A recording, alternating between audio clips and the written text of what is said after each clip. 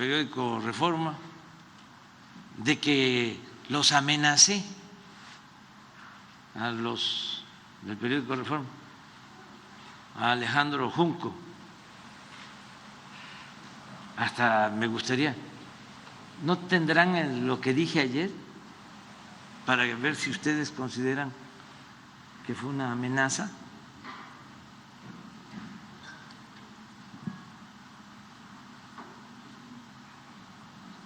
Lo único que mencioné, y eso pues es de dominio público, que se trata de un medio al servicio de la mafia del poder, que ha dañado mucho a México. El Reforma se consolidó con Salinas de Gortari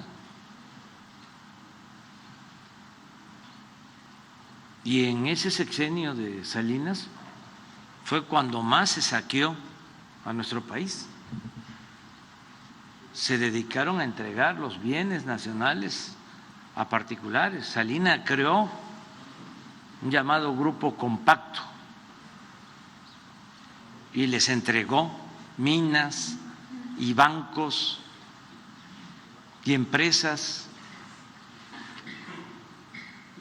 Creó una nueva oligarquía y producto de eso pues surge el Reforma. ¿Cuándo se funda el Reforma? Durante el gobierno de Salinas. Sería bueno que hasta explicaran cómo adquirieron el terreno del edificio.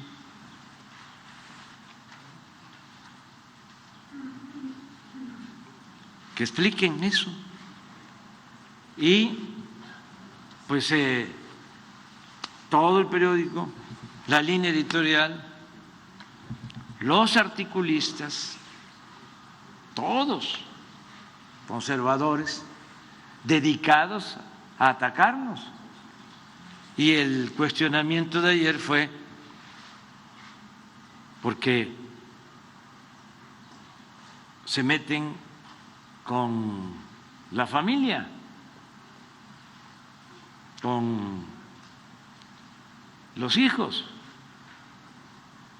y hasta en las mafias. Se respetaba la familia y lo único que dije es que yo nunca me he metido con la familia de Alejandro Junco,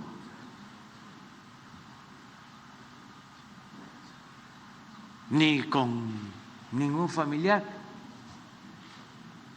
de ningún político, y llevo tiempo en esto, pero sí considero de que es un pasquín inmundo, abominable.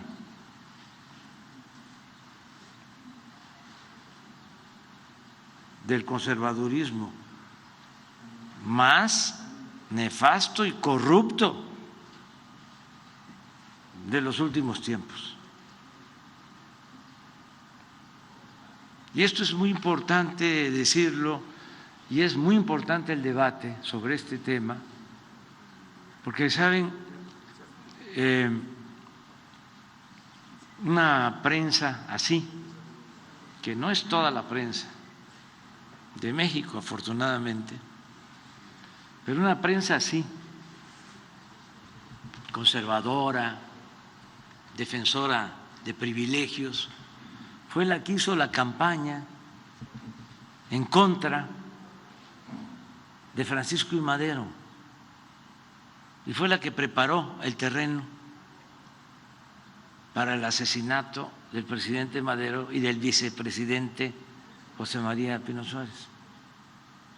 Y había un fondo en el Porfiriato para financiar a periodistas y a intelectuales conservadores. Se le llegó a llamar el fondo de los reptiles y lo manejaba el secretario de Hacienda, Limantur, y financiaban al periódico de más tiraje. Claro, no se puede comparar con el Reforma porque el Imparcial, en la época de Porfirio Díaz, llegó a tirar en aquel entonces un promedio de 120,000 ejemplares diarios, a veces 150,000 ejemplares diarios, cuando México tenía 15 millones de habitantes y muchísimo analfabetismo. Entonces tenía una influencia ese periódico, quizá podría ser el equivalente a una televisora, pero tampoco, porque ya están ahora en decadencia, porque se utilizan más las redes sociales. Pero todos esos periodistas, cuando triunfa la revolución, después de la batalla de Ciudad Juárez, donde triunfa Madero, porque aquí se decide el triunfo de la revolución, pues se vuelven antimaderistas, todos, y se lanzan contra el presidente a socavar al gobierno democrático. Y ellos, repito, crearon las condiciones para el golpe de Estado, para el establecimiento de la dictadura huertista. Entonces yo conozco la historia y es mucho mejor que la gente sepa de esto, porque es una especie de golpismo el que van preparando, destruyendo a opositores políticamente hablando.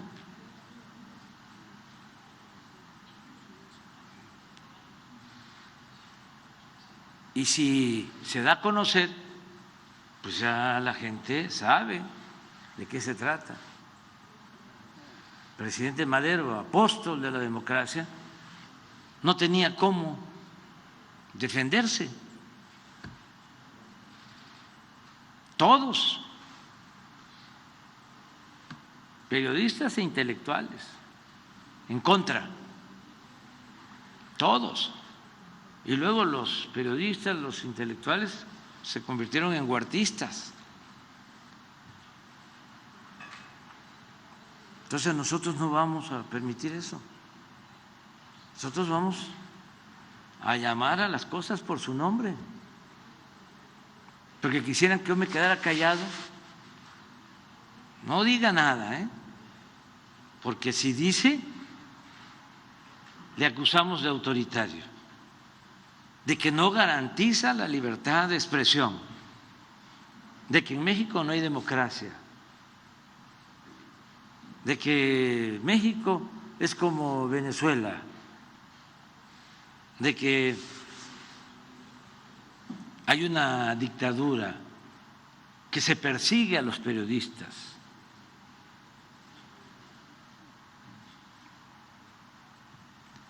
Puso hace unos días Jorge Ramos, nos están matando,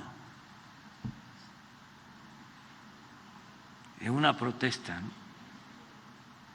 por los lamentables hechos de periodistas que pierden la vida, no por persecución, no por represión,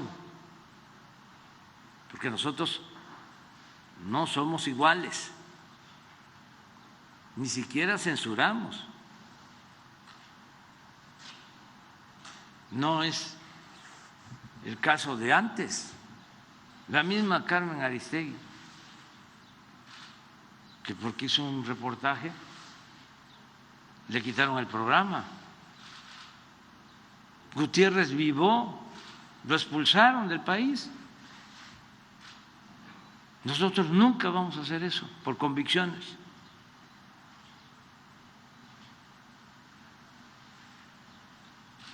No hay represión y vamos a garantizar siempre el derecho a disentir, pero queremos también tener el derecho de réplica o la libertad de expresión aplica para unos y para otros no. Se tiene que silenciar el presidente, no ejercer la libertad. Además, tenemos que buscar los equilibrios. Es que es mucho dinero el que corre para la guerra sucia. Y no es Andrés Manuel. Yo ya llevo tiempo en esto y resisto. Es el proyecto de nación que estamos impulsando millones de mexicanos, que no queremos que México sea país de unos cuantos, que no queremos que impere en México la corrupción, que no queremos un México con una monstruosa desigualdad económica y social, donde una minoría lo tiene todo y la mayoría carece hasta de lo más indispensable. No queremos la violencia. ¿Por qué se desató la violencia? Esto que estamos padeciendo todavía. Porque se dedicaron a saquear, a dar malos ejemplos, a robar. ¿Qué se le dio de ejemplo o cómo se apoyó a las familias humildes, a las familias pobres? ¿Cómo se atendió a los jóvenes durante el periodo neoliberal? ¿Qué se hizo a favor de los jóvenes? Nada. Solo etiquetarlos, llamarles ninis, burlándose de ellos, que ni estudian ni trabajan. Ahora no, ahora es distinto. Y vamos a seguir con la misma política, anclados, sin zigzaguear, defendiendo las causas de justicia, de libertad, de dignidad, de honestidad, de defensa de nuestra soberanía. Vamos a continuar. Y también, ya para concluir, decir que celebro también que todo esto se esté dando de manera pacífica, porque las tres transformaciones que han habido en la historia del país se han hecho con violencia. No lo deseaban así los dirigentes, los padres de nuestra patria, pero así se presentaron las circunstancias. La independencia pues fue violenta. Aquí en Chihuahua asesinaron a Hidalgo. Fíjense los conservadores cómo son. Le cortaron la cabeza y le exhibieron 10 años en Guanajuato, en la plaza, en Alhóndiga de Granaditas. 10 años. El mensaje es para que nadie se atreva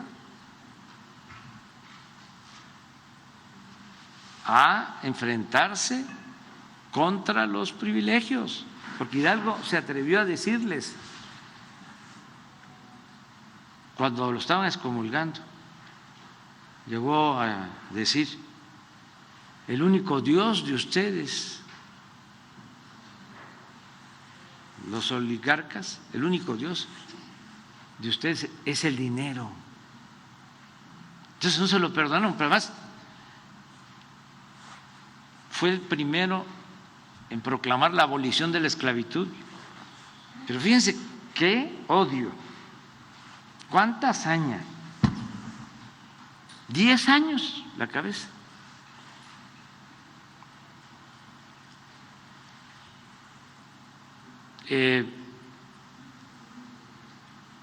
La reforma, lo mismo. Bueno, guerra de reforma, intervención francesa porque los conservadores fueron a buscar a Maximiliano, nos invade Francia, por eso Chihuahua es un estado grande e histórico, es cuna del movimiento de reforma y del movimiento revolucionario. Acá se viene Juárez, al Paso del Norte, aquí con su gabinete, a resistir, y a Chihuahua, 2 años, sin doblegarse. Pero también hay violencia. La tercera transformación, pues la revolución, que no produjo mucha violencia al principio, pues fue la batalla de Ciudad Juárez, el 20 de noviembre de 1910, convoca a Madero al pueblo a tomar las armas en contra de Porfirio Díaz. Y en mayo del 11 es la batalla aquí en Juárez, la única, la más importante, y triunfan los revolucionarios, Orozco de Chihuahua y Villa, ayudando a Madero. Y a partir del triunfo, en mayo del 11, fíjense, ya en el mes siguiente, porque aquí se firman los acuerdos, los tratados de Juárez, para que renuncie Porfirio Díaz y se vaya al exilio, y se nombra un presidente interino. Son los tratados de Juárez, pero son en junio. Entonces, del 20 de noviembre a junio, 6 meses, y resuelven pronto, no hay mucho derramamiento de sangre, ni siquiera hay fuga de capitales. Sin embargo, como asesinan a Madero, ahí sí, ya se desata una guerra cruenta con muchos muertos. 1 millón de mexicanos perdieron la vida por pandemias, por hambre y por violencia. Entonces, las 3 transformaciones se han tenido que llevar a cabo con violencia. Esta nuestra, esta transformación, la cuarta, no ha significado derramamiento de sangre. Y eso es muy importante. Y qué bien que Junco y Loret y Krause y todos, ¿no?, sigan en contra de nosotros y que se dé esta polémica y este debate, porque si no estaríamos viviendo en una dictadura, si solo predominara un criterio, si hubiese un pensamiento único.